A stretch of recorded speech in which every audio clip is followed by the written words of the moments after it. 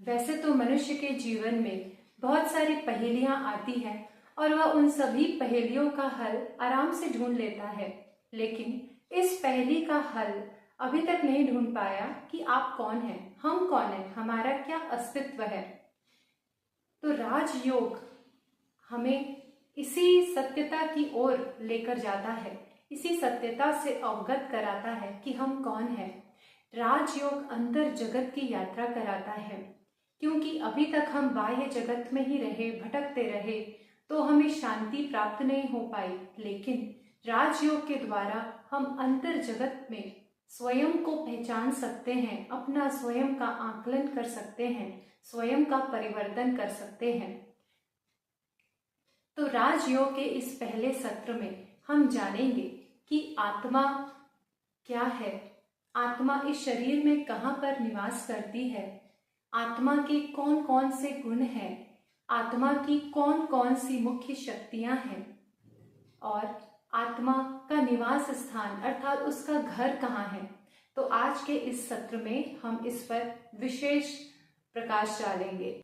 आज दिन तक हम स्वयं को शरीर ही समझते आए, और इस शरीर की क्या वास्तविकता है। देखा जाए तो यह शरीर 5 तत्वों से निर्मित है: पृथ्वी, अग्नि, जल, वायु और आकाश। इसलिए जब जो शरीर की आवश्यकता होती है तो वह इन 5 तत्वों की ही डिमांड करता है। भोजन के लिए भी उसे फल फूल चाहिए जो कि धरती अग्नि तत्व से उत्पन्न होता है। सांस लेने के लिए भी उसे वायु चाहिए अर्थात ऑक्सीजन चाहिए। पीने के लिए पानी चाहिए। शरीर भी इन 5 तत्वों की ही डिमांड करता है, मांग करता है, और कुछ दूसरी चीजों से उसकी यह मांग पूरी नहीं हो सकती। उसी प्रकार आत्मा की क्या वास्तविकता है। आत्मा को सतोगुणी कहा जाता है, अर्थात आत्मा का अस्तित्व 7 गुणों से होता है। वह 7 गुण है: शांति, सुख, प्रेम, शक्ति, ज्ञान, पवित्रता और आनंद। ये 7 गुण विद्यमान होने के कारण आत्मा को सतोगुणी कहा जाता है, और आत्मा भी इन 7 गुणों की ही डिमांड करती है। जैसे कि मनुष्य को शांति चाहिए, वह शांति की तलाश करता रहता है, शांति को बाहरी साधनों में ढूंढता है, लेकिन वह स्वयं यह भूल गया है कि आत्मा तो स्वयं शांत स्वरूप है। तो स्वयं को शरीर समझने के कारण वह इस शांति का अनुभव नहीं कर सकता। जैसे कि एक बार की बात है, एक संत थे, वह भिक्षा मांगने के लिए किसी महिला के घर गए। उन्होंने महिला से भिक्षा मांगी तो वह महिला बहुत क्रोधित हो गई और उन्हें गालियां देते हुए चली गई।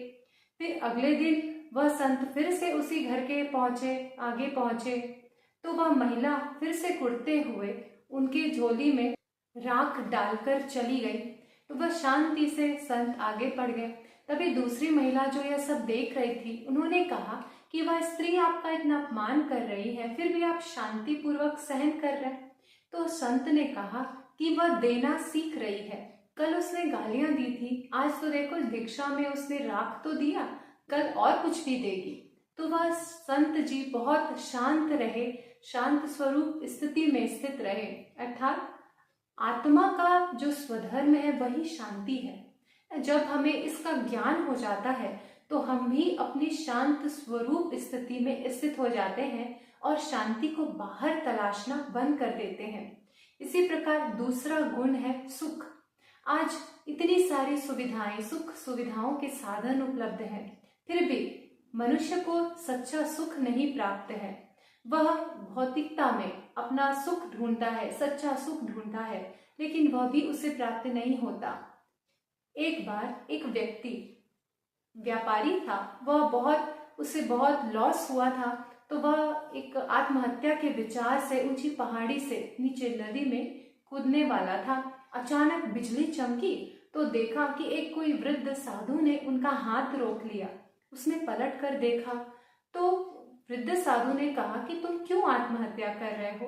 तो वह उस व्यापारी ने कहा कि मेरा सब कुछ खो गया है, मेरे पास कुछ भी नहीं रहा है, मुझे व्यापार में बहुत लॉस हुआ है, अब मैं जी के क्या करूंगा। तो उस वृद्ध साधु ने समझाया कि सुख और दुख दोनों तो जीवन में आना ही है।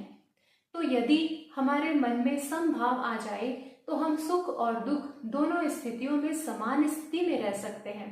तो जब इस बात का परिचय हो जाए कि आपको सुख बाहर ढूंढने की आवश्यकता नहीं है, आप स्वयं सुख स्वरूप हैं, तो हमारी स्थिति भी समभाव में स्थित हो जाती है।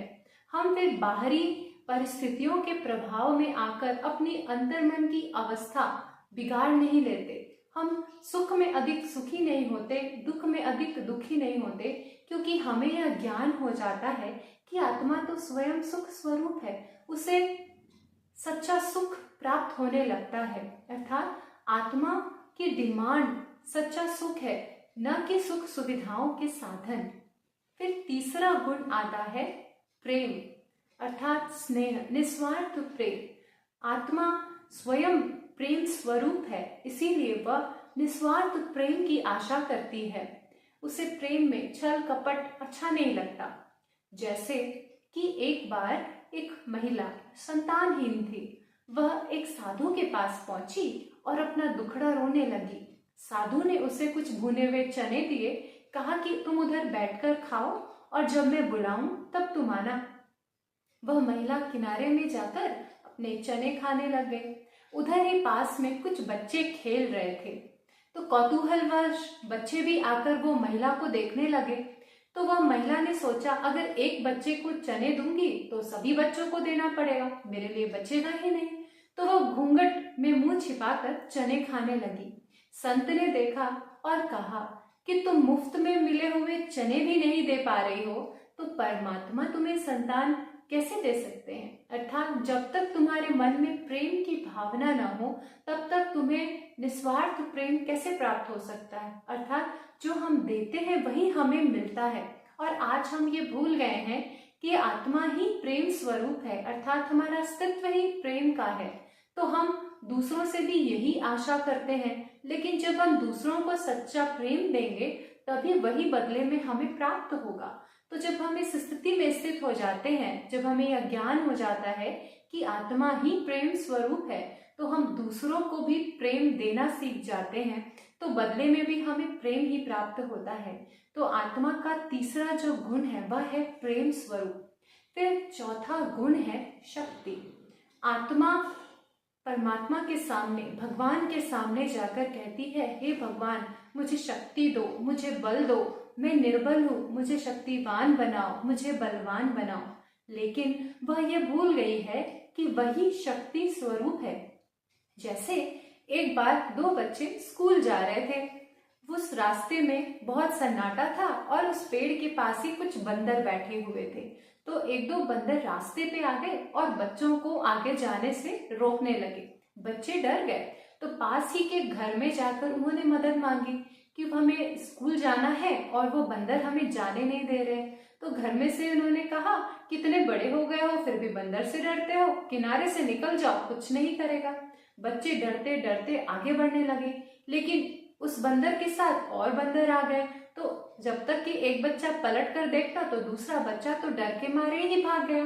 फिर उस बच्चे ने हिम्मत करी और नीचे से एक पत्थर उठाया और उस बंदर को मारने के लिए दौड़ा। तो धीरे धीरे वो बंदर भाग गए। फिर वह बच्चा स्कूल जा पहुंचा। तो यह बच्चा स्कूल पहुंचा क्यों? उसकी आंतरिक शक्ति के कारण। अचानक ही उसके अंदर एक शक्ति जागृत हुई, जिसके कारण उस परिस्थिति पर वह विजय प्राप्त कर सका। तो इसी प्रकार हमारे जीवन में भी कई परिस्थितियां आती हैं जो हिम्मतहीन हो जाने के कारण हम हार जाते हैं, हम भाग जाते हैं। लेकिन जब हमें यह स्मृति हो जाती है कि मैं आत्मा शक्ति स्वरूप हूँ, तो हम हर परिस्थिति में भी हम सामना कर सकते हैं। तो हमारा आत्मा का चौथा गुण है शक्ति स्वरूप, कि आत्मा शक्ति स्वरूप है। फिर पांचवा गुण है ज्ञान। आत्मा को ज्ञान की तलाश है। आज ज्ञान विज्ञान की कितनी पुस्तकें हमारे पास है, लेकिन ये ज्ञान होने के बाद भी हम भगवान से ज्ञान मांगते हैं, क्योंकि यदि देखा जाए तो ये ज्ञान तो हमारे पास मिल गया है, यह ज्ञान तो मिला है, लेकिन रोशनी नहीं मिली है। कहते हैं पूरे विश्व में इतने सारे पुस्तकें हैं, ज्ञान की पुस्तकें हैं, कि यदि उसकी होलिका जलाई जाए तो उसका ताप सूर्य के ताप से भी अधिक होगा। तो उस ज्ञान ने हमें केवल ताप दिया है, रोशनी नहीं दी है, इसलिए हम भगवान से ज्ञान मांगते हैं।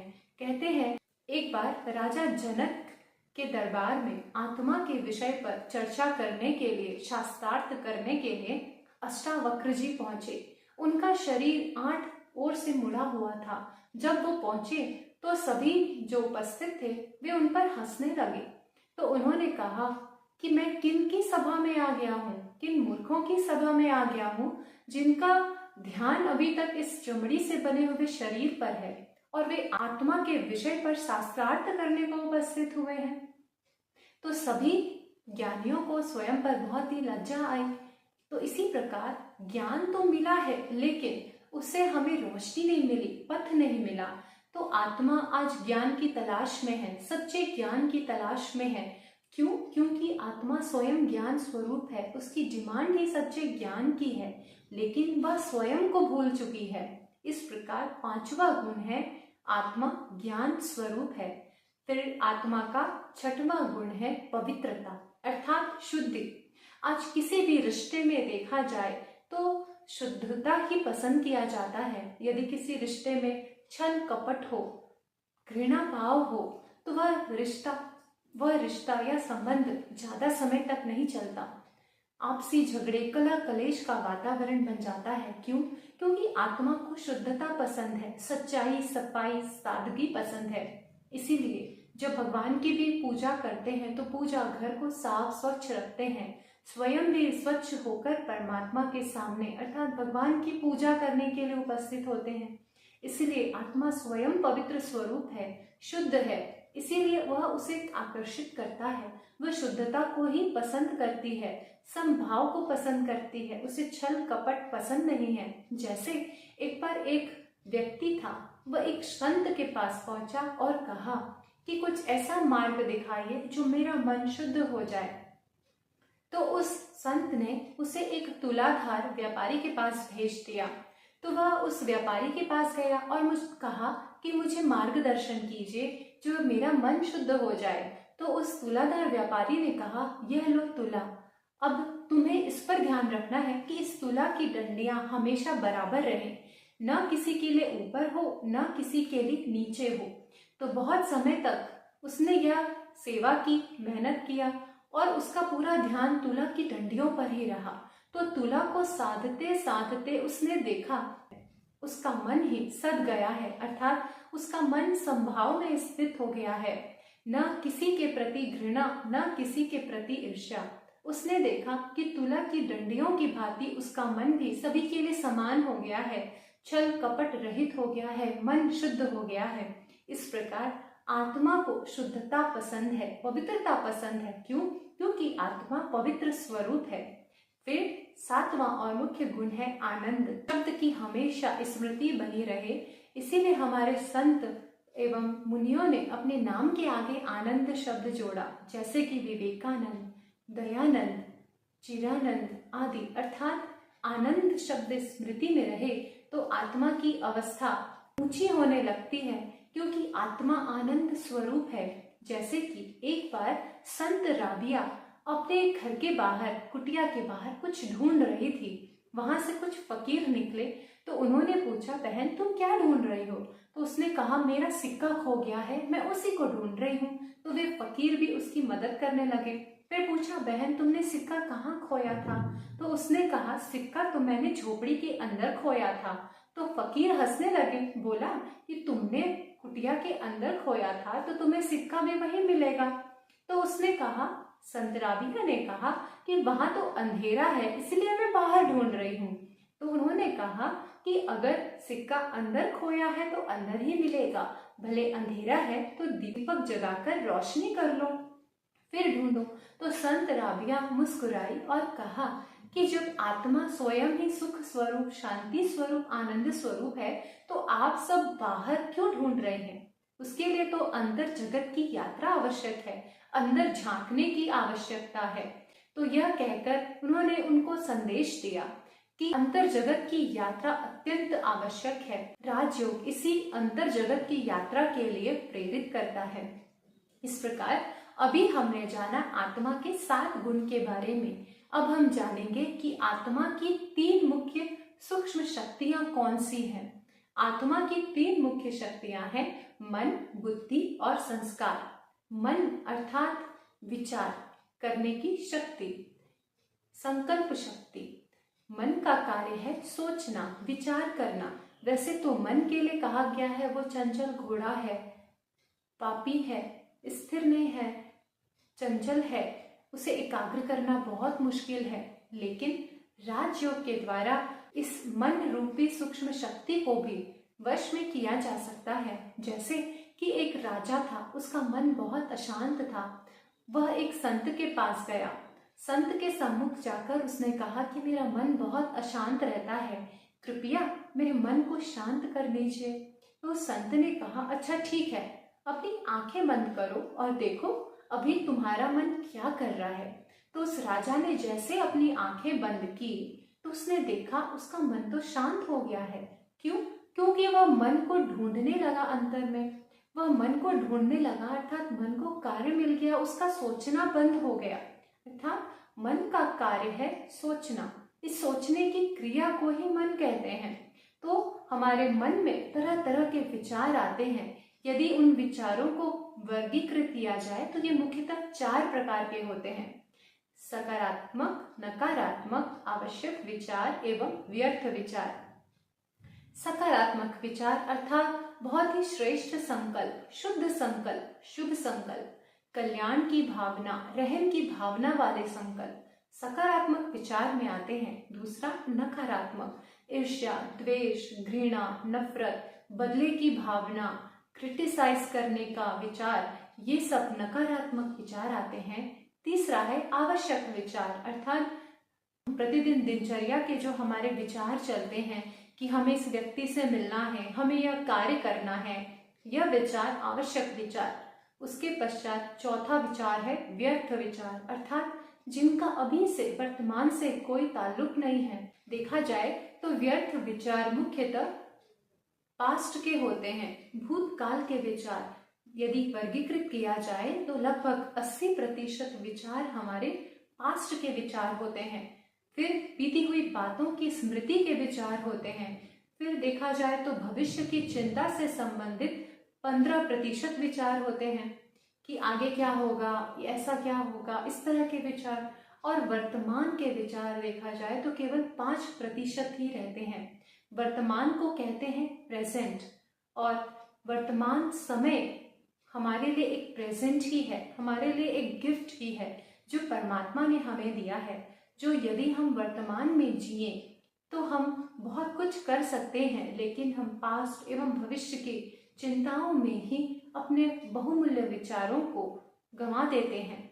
हमें इस पर रोक लगाने की आवश्यकता है, स्वयं पर ध्यान केंद्रित करने की आवश्यकता है, स्वचिंतन, स्वनिरीक्षण करने की आवश्यकता है कि इन 4 प्रकार के विचारों में हमारे कौन से प्रकार के विचार अधिक चलते हैं। यदि नकारात्मक विचार है तो हमें उस पर अटेंशन देकर हमें उसको परिवर्तित करना है, ताकि हमारे जो कीमती संकल्प हैं वो व्यर्थ ना चला जाए। इसके पश्चात आत्मा की दूसरी सूक्ष्म शक्ति है बुद्धि। बुद्धि का कार्य है विजुअलाइज करना, दृश्य बनाना, एवं एक और कार्य है वो है निर्णय करना अर्थात विवेक शक्ति। कहते हैं परमात्मा ने 2 चीजें देकर आत्मा को नीचे भेजा, वह है बुद्धि या विवेक और दूसरा है फ्रीडम अर्थात स्वतंत्रता।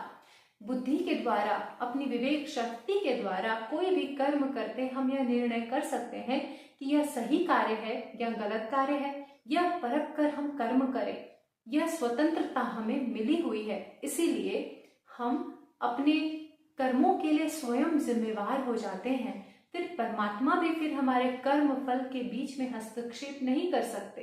फ्रीडम मिला हुआ है, स्वतंत्रता मिली हुई है हमें कि हम सोच समझकर कर्म करें। कहते हैं कि जब कोई व्यक्ति किसी का खून करने जाता है तो सबसे पहले वह अपने विवेक का खून करता है। क्यों? क्योंकि पहले उसे अंतर मन से द्वंद्व करना पड़ता है, अपने विवेक से द्वंद्व करना पड़ता है, उसके पश्चात ही वह गलत कर्म कर पाता है। तो वह अपने पहले विवेक का खून करता है, उसके पश्चात वह गलत कर्म करता है। इसीलिए हमें अपने विवेक को मारना नहीं है, बल्कि उसे विकसित करना है, ताकि हमारी बुद्धि सही कार्य कर सके एवं सही मार्ग पर मन को चला सके। फिर हम देखते हैं आत्मा की तीसरी शक्ति, वह है संस्कार। अब आत्मा अपने मन एवं बुद्धि के आधार पर जैसा कर्म करती रहती है, वह आदत बनती जाती है। अब यह आदत और भी लंबे समय तक रहे तो वह संस्कार बन जाती है। मुख्यतः देखा जाए तो 5 प्रकार के संस्कार होते हैं। पहला है ओरिजिनल संस्कार, अर्थात आत्मा सतोगुणी है, तो आत्मा के जो ये 7 गुण हैं वही उसके ओरिजिनल संस्कार हैं, अर्थात शांति, सुख, प्रेम, शक्ति, ज्ञान, पवित्रता और आनंद, यही आत्मा के ओरिजिनल संस्कार है।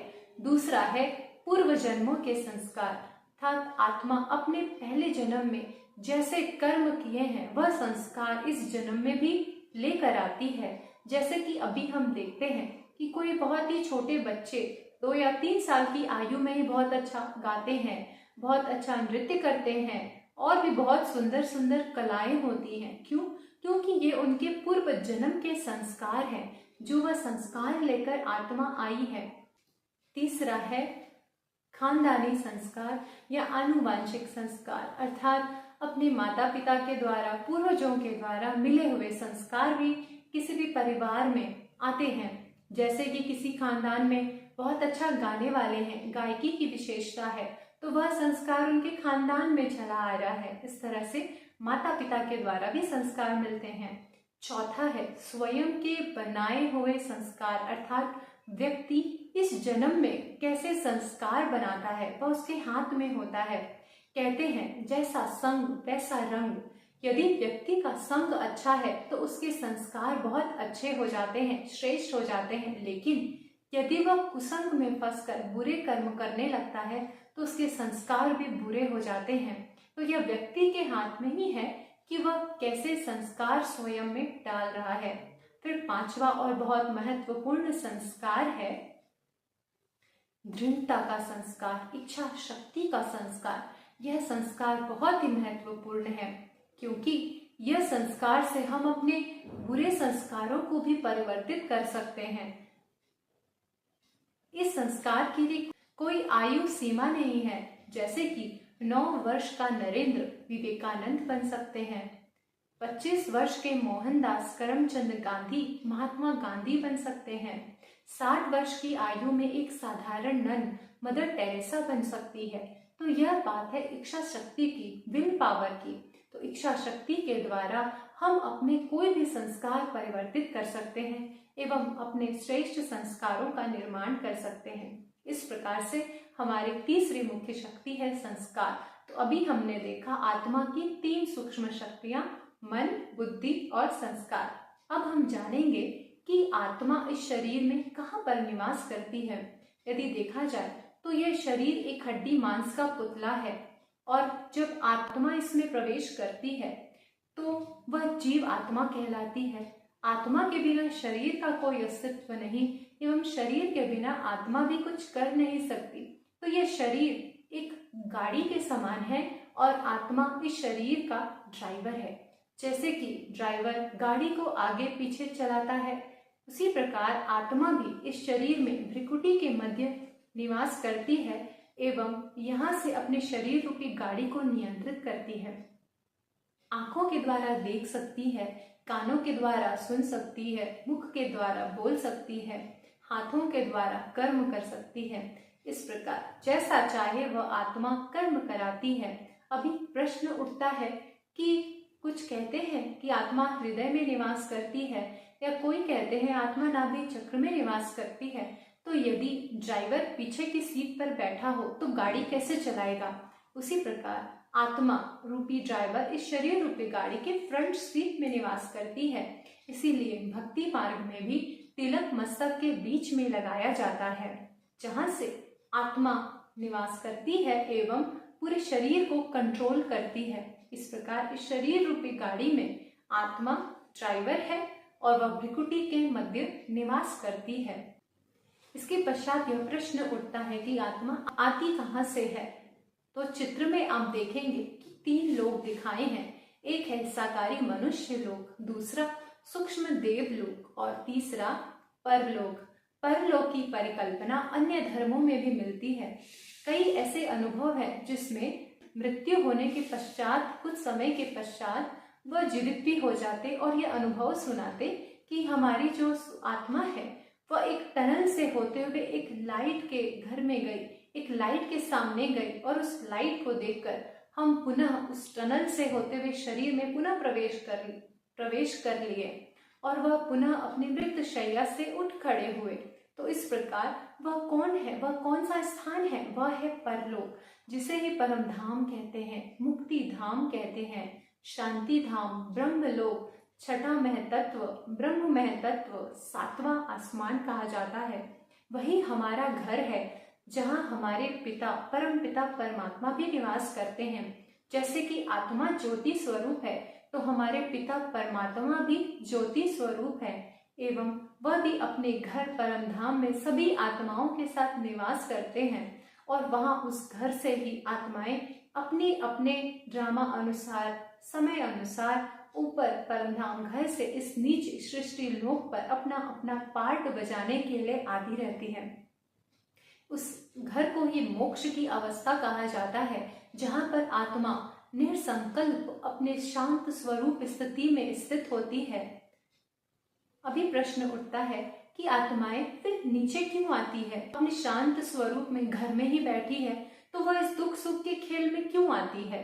तो देखा जाए तो इसे एक उदाहरण के द्वारा समझ सकते हैं। जैसे कि एक बिल्डिंग है जिसमें कि 40-50 फ्लैट्स है और गर्मी की छुट्टियां हैं और बहुत सारे बच्चे खेल रहे हैं। तो जब बच्चे शुरू में खेलते हैं, बहुत प्यार से, स्नेह से खेलते हैं, धीरे धीरे उनमें चीटिंग शुरू हो जाती है, झगड़ा शुरू हो जाता है, मारपीट होने लगती है और अचानक ही एक बच्चा बहुत जोर जोर से रोने लगता है। तो ऊपर फ्लैट से उसके पेरेंट्स देखते हैं तो वह तुरंत ही नीचे आते हैं, अपने बच्चे को वापस अपने घर में ले जाते हैं, उसे चुप कराते हैं, उसे नहला धुलाकर पुनः नए कपड़े पहनाकर उसे भोजन कराकर उसे सुला देते हैं। फिर अगला दिन है, वही समय है, फिर से सभी बच्चे खेल रहे हैं तो वह बच्चा ऊपर खिड़की से देख रहा है। तो क्या वह नीचे आएगा या नहीं आएगा? वह अवश्य नीचे आएगा और खेलेगा। उसी प्रकार हम आत्माएं भी ऊपर अपने परमधाम घर में स्थित होती हैं, लेकिन आत्मा इस सृष्टि रंग मंच के खेल में पार्ट बजाने के लिए ऊपर से नीचे अवतरित होती रहती है, आती रहती है एवं अपना पार्ट प्ले करते रहती है। लेकिन अगर ऊपर से नीचे सृष्टि मंच पर आ गए तो जब तक स्वयं परमात्मा न आए तब तक हम ऊपर अपने घर पुनः लौट नहीं सकते, क्योंकि यह रूल है, यह नियम है कि नीचे यदि सुख भोग रहे हैं तो दुख भी भोगना है, क्योंकि इस चक्र में जन्म मृत्यु का चक्र होता है और उस जन्म मृत्यु के चक्र में आते आते आत्मा अपने घर का परिचय भूल जाती है कि वह कहाँ से आई है। तो पुनः घर ले जाने के लिए स्वयं परमात्मा को आना पड़ता है। तो आज के सत्र में हमने जाना कि आत्मा का स्वरूप क्या है, आत्मा का निवास स्थान कहाँ है, आत्मा के 7 गुण कौन से हैं, आत्मा की सूक्ष्म शक्तियां कौन सी है। तो आत्मा का परिचय आज के सत्र में हमने प्राप्त किया। अभी दूसरे दिन में, अगले सत्र में हम जानेंगे कि ईश्वर कौन है, परमात्मा का सत्य परिचय क्या है। अच्छा, आज के लिए इतना ही। धन्यवाद। ओम शांति।